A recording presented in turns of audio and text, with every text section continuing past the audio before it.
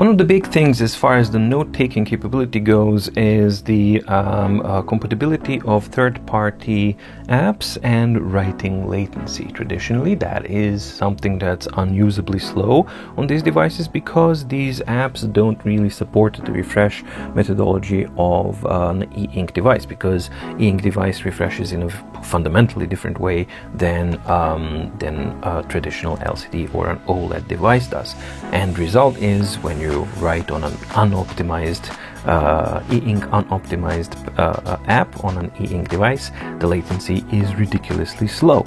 So one of the big updates on the 3.2 is the ability to support OneNote and Evernote. And no, you don't have to use the App Store. You can actually just use the Google Play Store, and OneNote and Evernote have improved support for the Books Note devices. So let's see how that actually works. I have tested it, but this is like for dramatic effect, right? So that kind of stuff. So let's see OneNote, and on the first glance, I'm gonna start writing. So here I am writing like a hurricane, right? And all's good, right? Well, you gotta write a little bit longer than that to expose a problem. So let's write a little bit longer until we see the actual problem. And there we go. So, and now we start. And there we go. So this is what I wanted to kind of show how it works. One sentence at a time. It really almost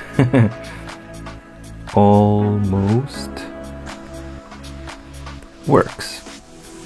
However, as soon as you pause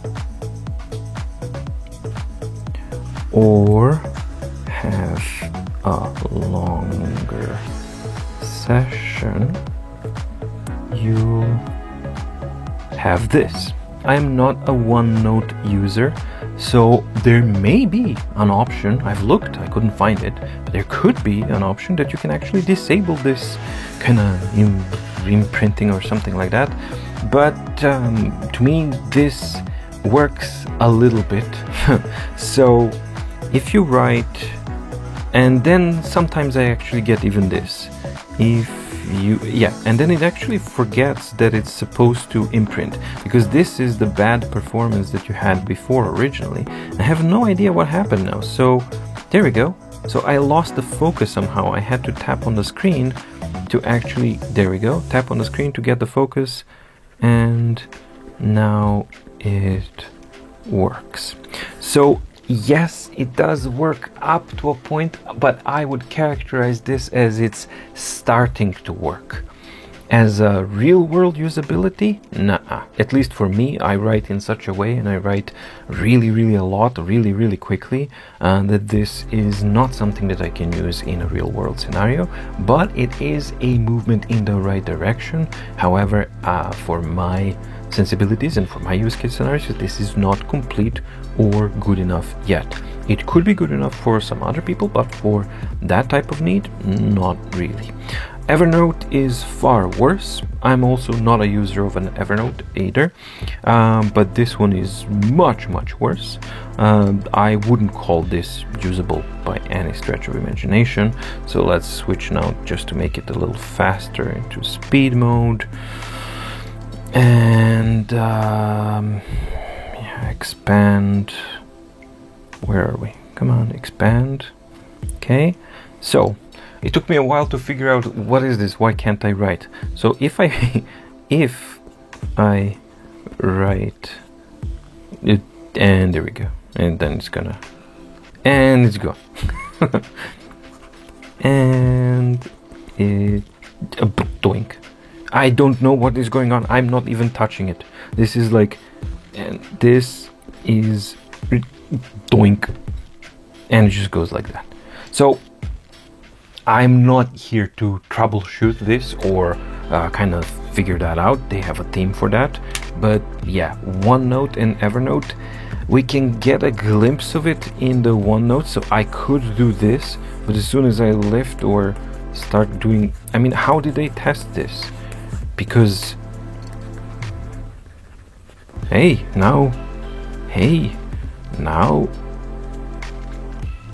it works.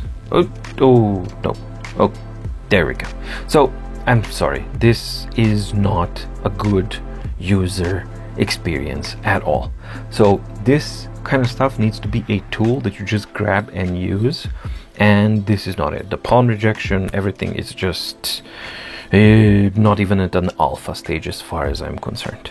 So yes, the movement is there in the right direction for both OneNote and the Evernote.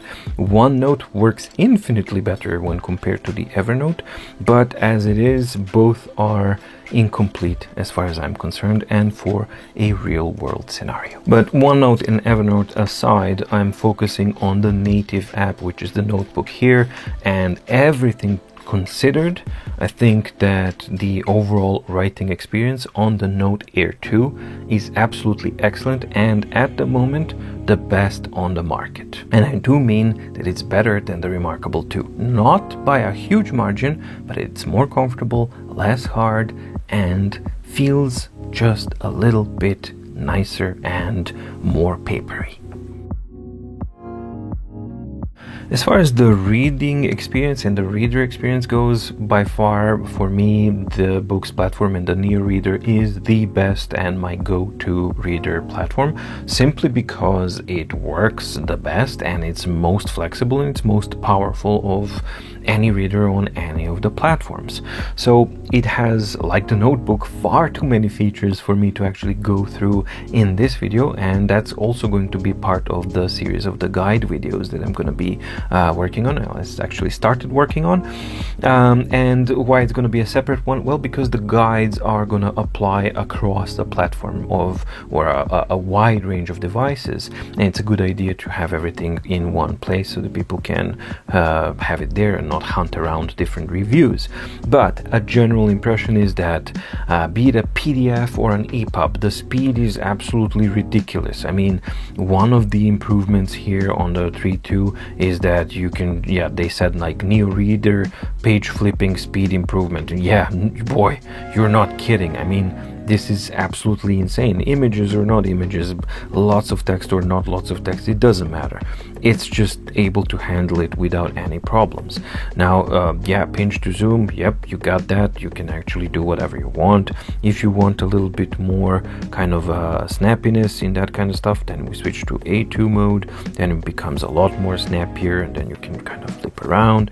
And as far as the formatting for me, because I deal with a ton, really a ton of different PDF files, for me the biggest thing is the formatting itself and the auto rotation ability. So all I need to do, for example, is I can just crop and then turn back my auto rotation like this, right? And then I can just flip it around, and it let's actually, no, I didn't do the good one. And if I fit the image to width, and now I can simply tap onto the side of the screen and continue reading without a problem if I have a PDF that's maybe smaller in font size or something like that.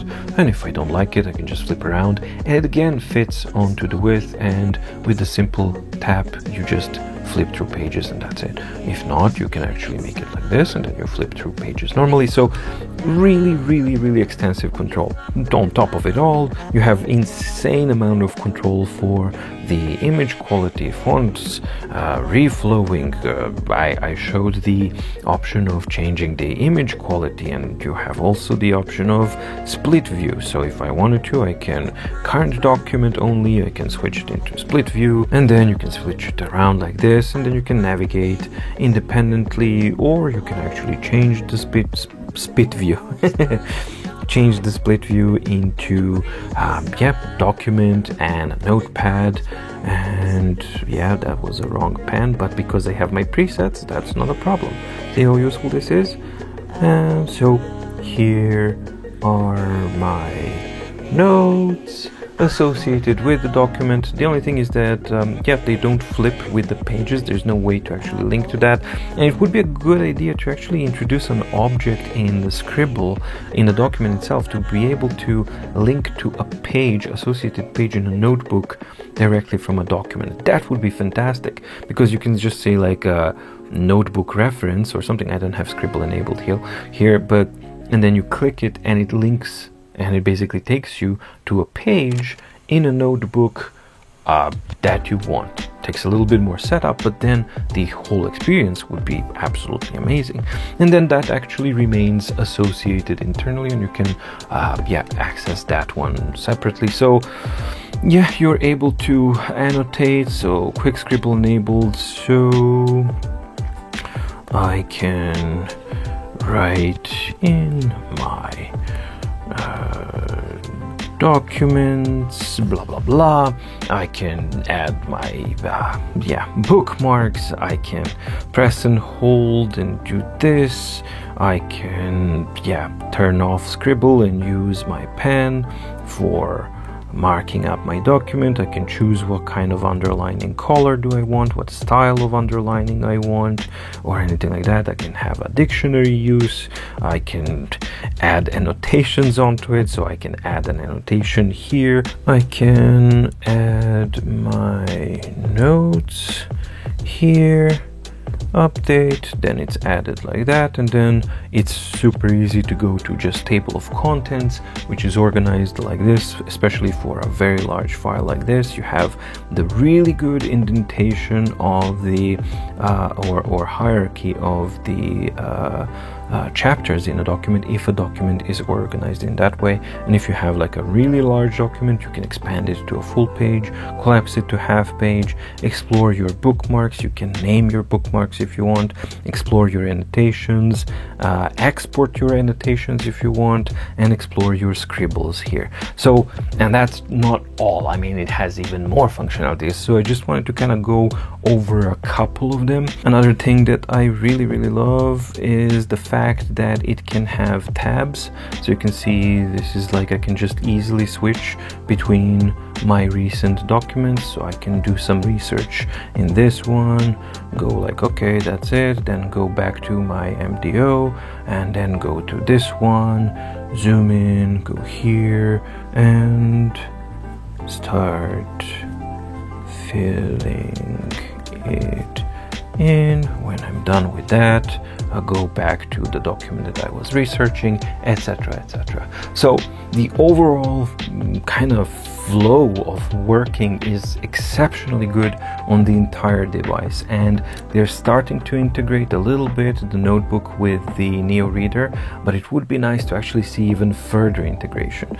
Some things that I think are missed opportunities is basically, where are the presets on the Scribble bar for the reader? I mean, you can't just add them into the notebook and not add them here. That's definitely a missed opportunity. And little things like that. And also, one thing that I really don't like is that you don't have an option of actually copying written text from a Neo Reader or a document into a notebook. I don't see any reason for that. That's something that definitely should be possible, and that's something that I'm hoping that they are going to do in relative near future. So, coupled with the performance of the screen, with the image quality, with reflectivity of the surface, with functionality of the Neo Reader, and all of these things coupled, for me, that this is my go-to platform, and because it is my use case scenario, this is why I loved my Note Air 1 that much, and that's why I used it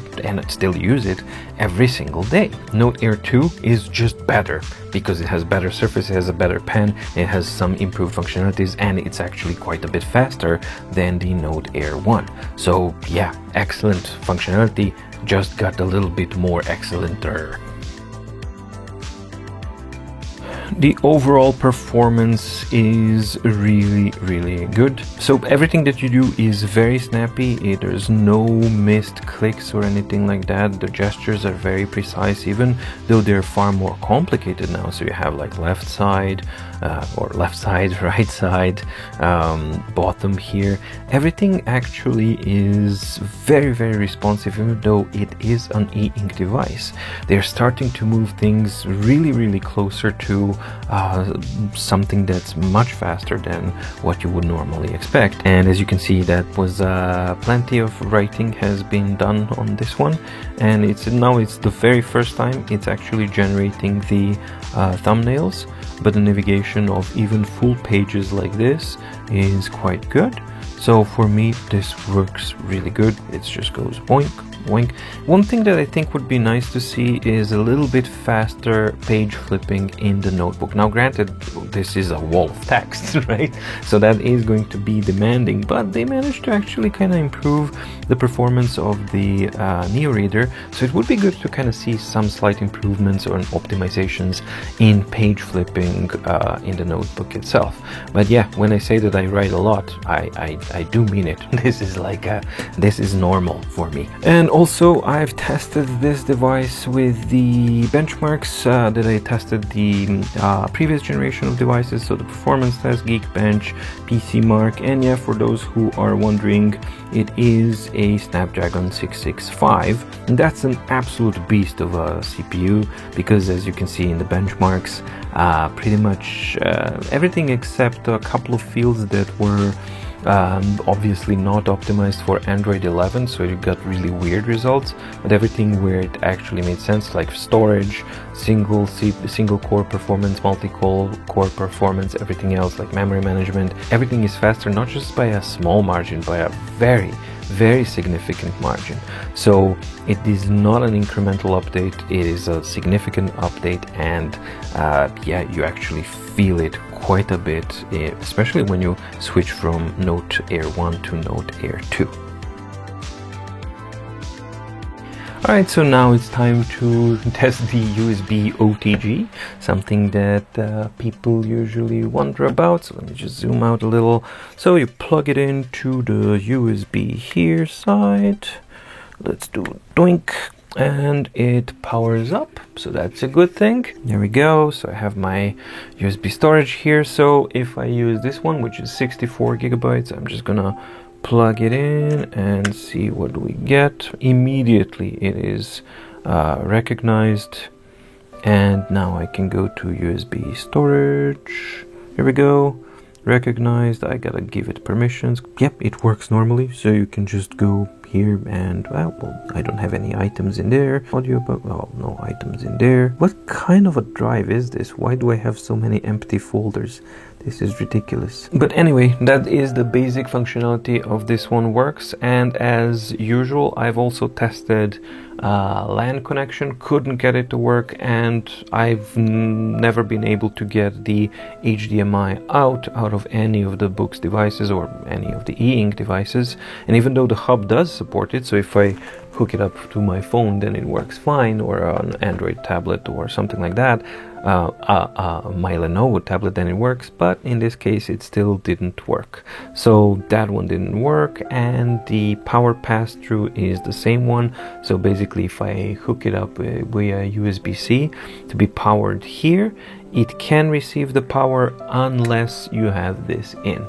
If you have this one in, then it's gonna turn off the power. So USB functionality, as usual by now, it's limited to storage pretty much, and for that I think it works really good. For other things it's quite limited, so you shouldn't really count on that. And the USB OTG actually works for the keyboard, and I was able to actually even get a mouse to work on it. So peripherals, control peripherals also work via the USB OTG. And since this is a full-on Android 11 tablet, it is packed with other functionalities, and more things to kind of keep in mind. First of all, the connectivity is really good because you have Bluetooth as well, so you can go to Bluetooth and you can hook up your earphones or speakers or whatever it is that you may want. You can also use a Bluetooth keyboard. Wireless keyboard works pretty much perfectly. Easy pairing, unpairing, and it remembers how the pairing is, and that's it always worked well, so it continues to work well here. We also have the ability to use system-wide split screen, though it is somewhat limited, and the limitations that you kind of have to keep in mind are that it works only with some apps. However, we have vertical mode and horizontal mode, which is something that's kind of new. So if I go to vertical mode, you first have to be in an app that supports that. So let's just go to something that I had from before, which is maybe Notes. Alright, so if I'm in my Notes and I go to split screen and I say I want a vertical mode, then I have a vertical split screen here, and then I can use maybe a document down here and then like that. Now this only works if what you're using are landscape formats. Then it actually makes sense. But that ties me into one of the things about the notebooks is that while it does have landscape functionality, it's not that easy to figure out. It's similar to like the Canvas thing, and converting a portrait notebook into a landscape doesn't go automatically. So for me, what would need to work as a default is to at least have an option to switch these things to the width. Now with the Neo Reader, that's not a problem. I just tap here and I'm now switched to the width, and that works. But with this one, you have to go into the settings and you have to do this whole thing. So here's the difference of the functionality and the user experience between the Neo Reader and the notebook itself. However, it should feel and it should work like a one uniform experience, but we don't have that yet. So instead of being able to easily pinch to zoom, I actually have to go somewhere. I don't know, I actually have to go outside of it, so I can't do it here. I have to go outside and in the notebook settings, and then you enable it, and then you can kind of zoom in. So yes, the horizontal mode is, the vertical split screen is here. Let's go and exit completely out of it.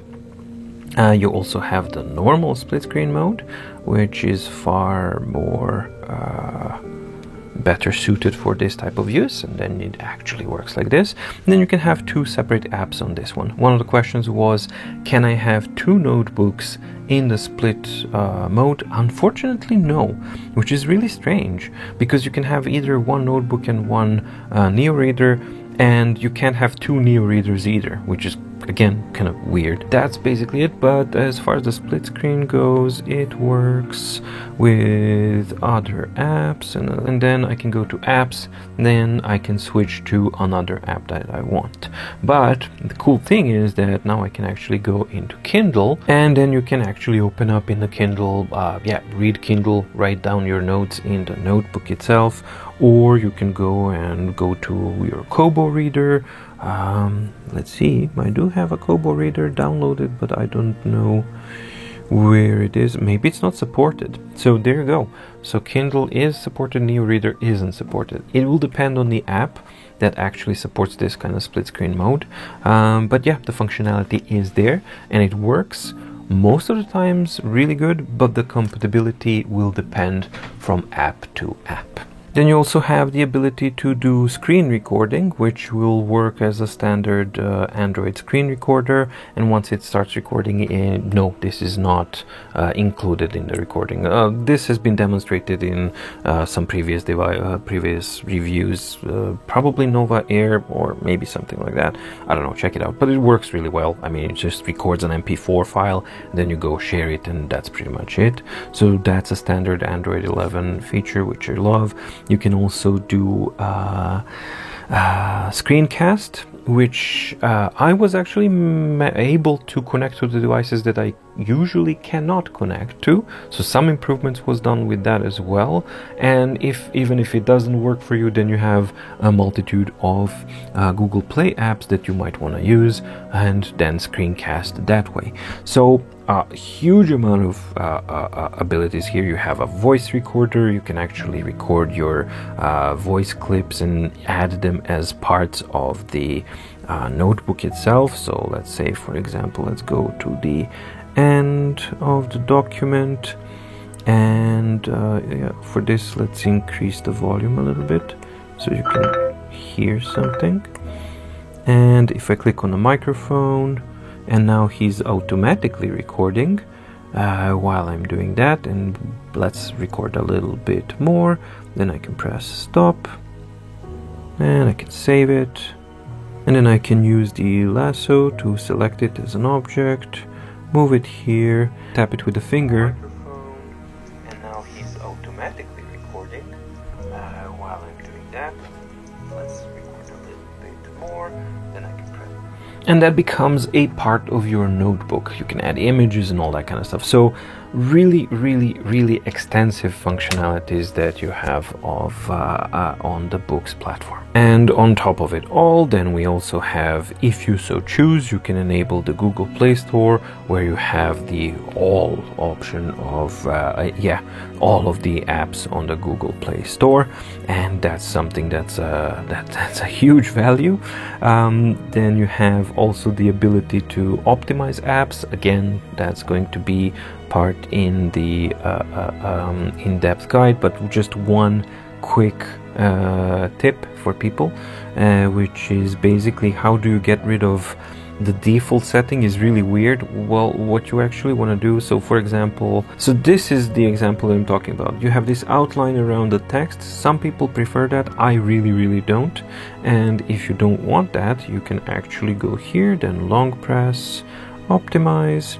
Then I don't want strokes added to the text, and I really don't want background color to be whitened at all. I want it to remain the way it is, and then I get for me at least, a better picture quality, because it really works really good. And then I can also, in addition, I can go here, optimize, and go to the refresh speed, and I can say, hey, I want this one to always open up in A2 mode, right? And I want full refresh when turning pages, if that's what you want. Then you can have bleach options and some other options as well, and of course the display size, so you can use the app's default PPI. So once I'm done with that, I can go back to here, and now it's gonna open up in a slightly different kind of a size, and then I can go ahead and open up and enjoy this one properly. And as you can see, of course, you can install any browser that you want. Edge, Chrome, Opera, whatever that you want is available to you, and you can set it up as well by default so that it works for you the way you want it. And finally, you can also use it as an external screen. However, I advise against that. For that, you need like an app that will work wirelessly. You can actually wirelessly cast. I've tested it, and it's just simply too small. The only thing that it actually works for is text editing, and I'm gonna do that in a separate video because this is already containing so much things that it's kind of crazy. But you can theoretically use it as an external screen as well. One of the other things that has been added as well is this thing that's called the Books Drop, and this is not a new system for synchronizing your library or anything like that. It's actually just for hooking up a local connection via your local LAN if both devices are on the same network. And it's very handy. You would either type in this the HTTP address that you see, or you can also use just the QR code. In this case, I can go here to get the same thing, and now it actually goes to the address, and there we go. So now I am hooked up, and these guys are now linked. And what is really good, well, you have save to phone and send to books. So for example, if I wanted to, I could go to not my recent files, but maybe to the library, and then let's say maybe I want to include this document and this document. I want to save them to my phone, so I just press save to phone. It's downloading files down here, going really quickly because these are quite big, and there we go. And it downloads the package. If you have multiple files, it will download it as a zip file. Works exactly the same on the desktop as well. So I can also send to Books some files. So for example, maybe I want to send this image to Books, and there we go, it's already been sent, so that's done. And let's see, where has that been sent to? Probably into the image, and I'll probably find it somewhere around there. Maybe I can sort them by date, by time, descend. There we go, that's the image that I just transferred. And yep, okay, so that's how it is, but that is the image that I just transferred. So the integration of the Books platform into your existing environment is now really good. And one thing that I love about this thing, even though it doesn't have the full library integration and synchronization as a Booksdrop, one thing that's a big plus is that you can do it locally. You don't have to log into anything, you don't have to go over any servers, you just can keep it. You don't even have to be on the internet with this one. You can just do it locally in here, and that's a very cool thing to see. It's easy, it's fast, and it just works. I love that. It is conclusion time for the Note Air 2, and as usual, let's start with the cons. Well, the number one con that I'm going to be listing is the lack of GPL compliance by Books. Now, it's not just Note Air 2, it is actually something that applies to all of the devices. This is something that people have been asking about for quite a long time, and this is a long-standing issue.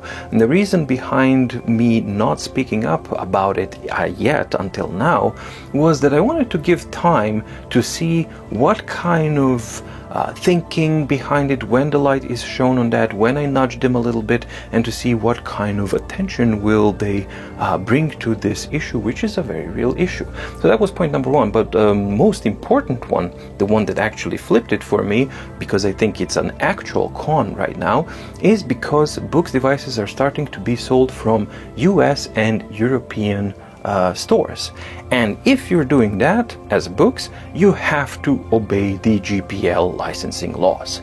If it was sold just from China, then you have the gray zones and all that kind of stuff. Now it's really easy. If you're gonna sell from US and Europe, you gotta obey the GPL licensing laws fully. What does that actually mean? You have paranoid people, but you know, that's their thing. They're concerned about everything. But objectively, what does this mean? Books devices run an Android platform. Android platform is built on a Linux source code, and Linux source code is open source. As such, it has a certain set of laws to actually support the open source community of building it up and blah blah. And as such, one of the set of laws is the licensing laws, which means that if you build on an open source platform, which Android is because it's Linux, that means that you're obligated by the GPL licensing laws to upload publicly available all the source code modifications that you have done for your platform. And that's not something that Books is doing. Now let me just be clear. In the past, it's not just Books. Samsung was guilty of that, HTC was guilty of that, Lenovo was guilty. Pretty much any company at some time were guilty of that, but they eventually turned the new leaf around and started to obey the GPL licensing rules and started to contribute to the open source community, which what this is all about. My point is this: if Samsung, HTC, Lenovo, Xiaomi, OnePlus, everybody else can do it, so can Books, and so should Books. Just to be clear, that GPL licensing con, I'm probably going to copy paste this whole thing so I don't have to explain it every single time, but it's going to be contained in every single review of Books devices until that's solved, because it needs to be solved. On to the actual cons that are concerning the Note Air 2. Pretty much everything is almost perfect, so it's very hard to find complaints, but there are some objective ones. Now, hardware-wise,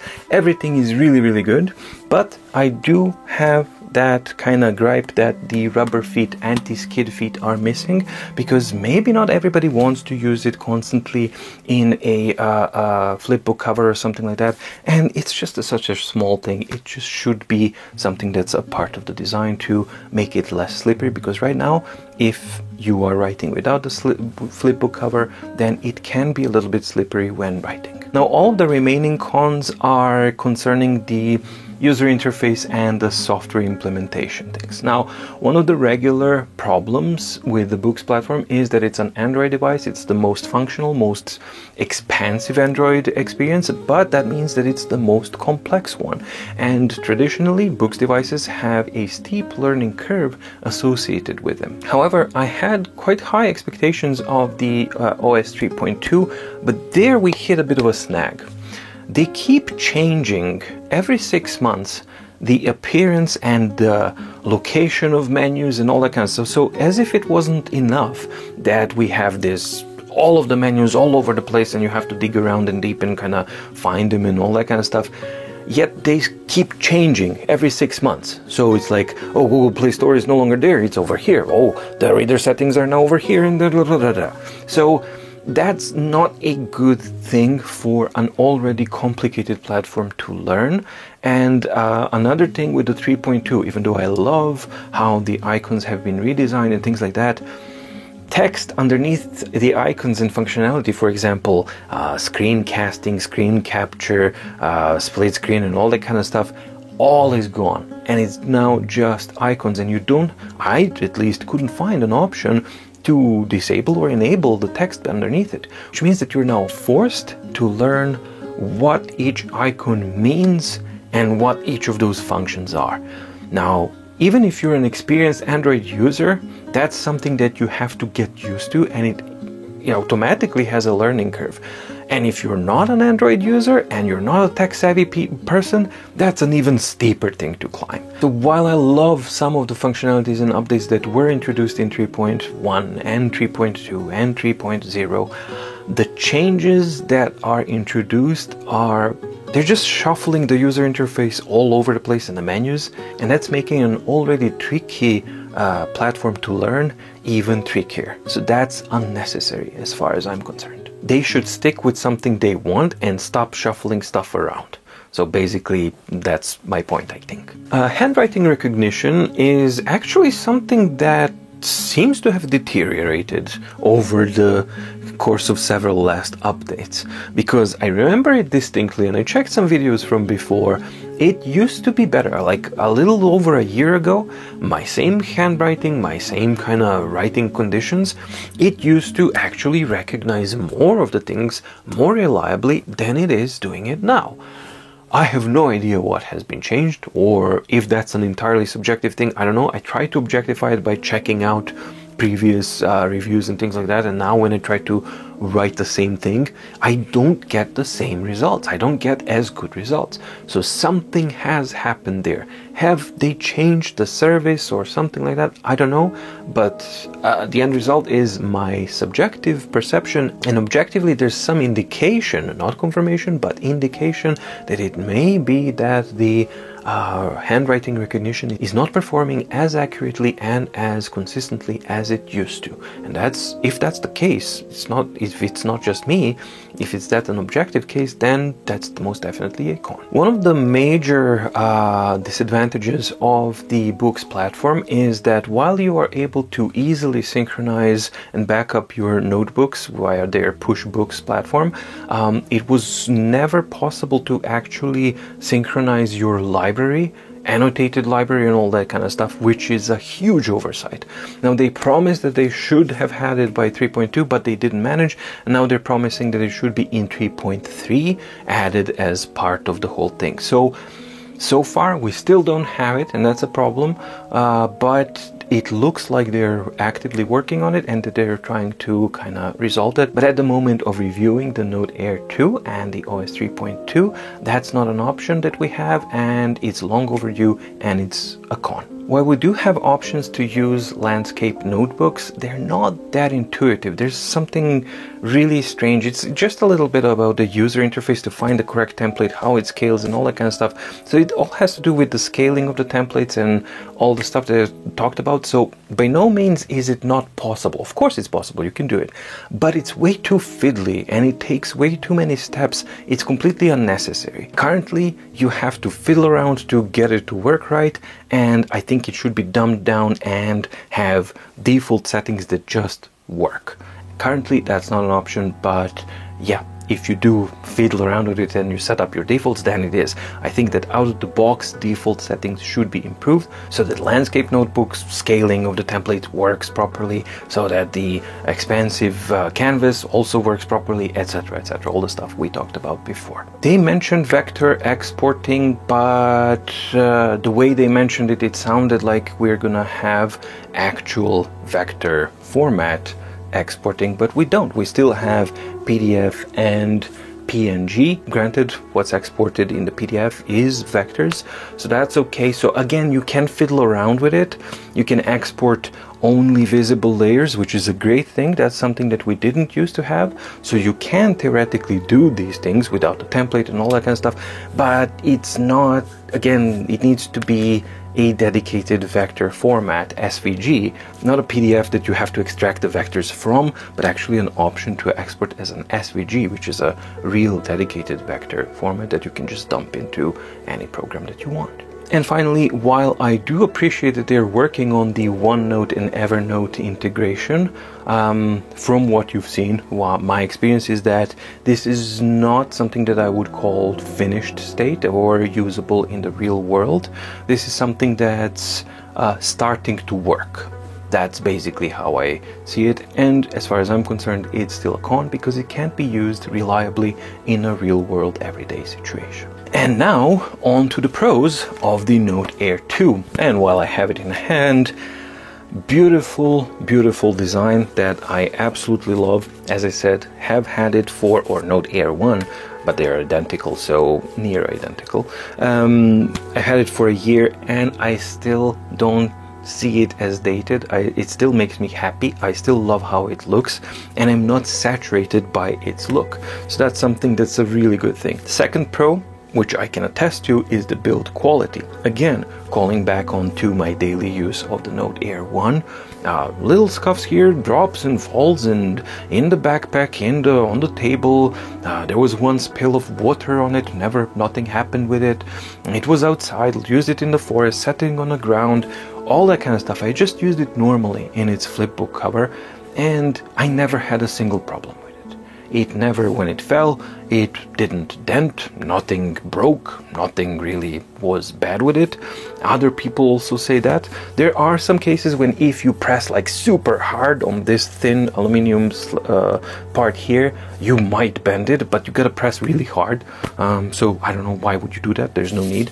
As is shown, you can just wipe gently with a dry cloth and that works. So both design and the build quality, most definitely big pros of the Note Air 2. And yeah, with the new pen, with the new nib, with the Surface Film on top, Note Air 2 has dethroned the Remarkable 2 as the best writing experience device on the market. Not as fast number-wise, but feel-wise, just as fast as the Remarkable 2, but most importantly, the feel of it, how it feels, the comfort levels, the precision, and most importantly, the results of what you've written with those precision, speed, and everything else is better than the Remarkable 2. So Note Air 2 currently the new best writing experience device, or 10.3-inch e-ink device on the market today. As any books platform has, it has the most versatile and most powerful reader capabilities out there, and the notebook capabilities as well. Recently, like a week or two ago, I was doing like a really big design session with my Note Air 1, and I was just again mind blown how easy it is to integrate it into your existing workflow, and how suddenly it just provides you with things and options that you normally don't have, and that's a huge value for me. Mostly work-wise, because I use it pretty much all the time for work and sometimes for personal use. But if it can stand the pressure and the test of the work requirements, then yeah, of course it's going to deal with the personal requirements easily. So extremely powerful both reader and note-taking capabilities. Excellent battery life. Another pro are the additions for the OS 3.2, and I really love the addition of new colors and, more importantly, brush presets. That's a really cool thing to see, but I would love to see that also equally added and basically translated onto the Scribble toolbar in the Neo Reader, so that we have consistency between note-taking in a notebook and note-taking in the Neo Reader. So that's currently lacking, but hopefully they'll add it. But in the notebook itself, it's far more important, I agree, and it's an excellent thing to actually have. Simple one, relocated exactly where it needs to be, and it just works the way it should. Another pro, of course, is that it's an Android 11 full-on tablet, which is a really cool thing to see, and that it is a Google Play enabled device, which means even more versatility for a device like that, and making it easier to integrate into your existing workflow and environment. And of course, last but not least, the pen. Up to now, the books pens were always in the cons category. This is the first time that they are in a pro, and this pen is one of the main components that has attributed to this much improved writing experience, of out-of-the-box writing experience on the Note Air, combined with that paper film that's already pre-applied and everything else, and how the OS has been updated. Just a really cool thing to see. And the pen, as I said, on its own, even disconnected from a Books platform when used on other devices, again performs equally impressive. So love that pen. So how to summarize the Books Note Air 2? I loved the Note Air 1 when it came out, so much so that I bought it immediately as I saw what it was. I purchased it, and since the day I got it, which is a little bit over a year ago, I have been using it pretty much daily for both work and personal life, and I have been thoroughly impressed by it.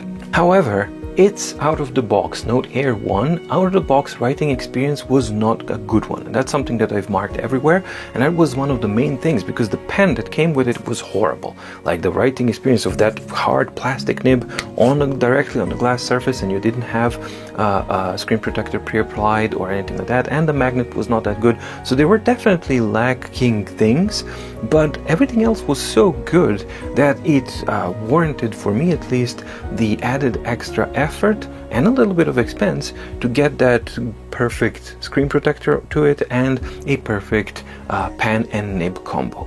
Once I actually nailed on those two, then it became all I needed it to be. When I saw the announcement for the Note Air 2, I felt a little bit underwhelmed and a little bit disappointed, because on the face of it, when I just looked at it, it just looked like an iterative update with some slight bump up to the specs. However, appearances can be quite deceiving. Note Air 2 has better battery performance, better overall performance, more and faster storage, more RAM, better CPU performance, Android 11, much better pen, better magnets for holding that pen, pre-applied paper-like film that's part of the screen, so it's like a designed feature, perfectly designed, and it has the best writing experience currently on the market, while still built like a tank, excellent super precision, and looking as flashy and as sexy as its predecessor. While there's definitely some cons to keep in mind, most of them are actually software oriented and contained to that kind of area. If those cons aren't something that's bothering you enough to deter you from Books platform, because we're talking about cons about the Books platform itself, not about the device itself. So if the cons associated with some aspects of the Books platform are not enough to actually deter you, then the Note Air 2 is an absolute and complete no-brainer, because it's easily one of the best 10.3-inch e-ink devices out there on the market, if not even the best one. So I'll have to run everything comparison. We still have to see how Note 5 is and if anything else comes out in the meantime. But for me personally and objectively, I think it's one of the strongest contenders to be the best 10.3-inch e-ink device of 2021. So yeah, who knew and who could have expected that? I certainly didn't. I'm very surprised about this, because it looks the same and it couldn't be more different. I mean, out of the box experience is just everything, battery, performance, writing, everything is just so much more improved, and it's a very smart product. And yeah, if you're looking for a best overall product and you're not wondering about the Note 5, then you can just go for this. It's absolutely spectacular. It's so good that it's tempting me, constantly tempting me of actually getting it, even though I have the Note Air 1. But I'm just waiting for that update of OS 3.2 to see how it performs, and then actually compare these things and then see if I'm gonna update or not. But yeah, it is seriously an epic device. Alright, thank you so much for watching. I hope you liked the video. If you did, please like and subscribe and ding the notification bell to get notified when the next video comes out on my deep guide. And the next video will be the in-depth review of the Max Lumi 2. Also, check out the My Daily Organizer available on mydeepguide.com/shop. That's a daily organizer, monthly, yearly, weekly, all that kind of stuff. You can see the link down below for the playlist that describes and actually shows you the product, what it is. But it's an organizer that helps you organize your day and year the way you want it to, in a nice way. So you can check out those videos and see if that's a product that is something that you might be interested in or not. Stay safe, stay healthy, and see you in the next video. Bye!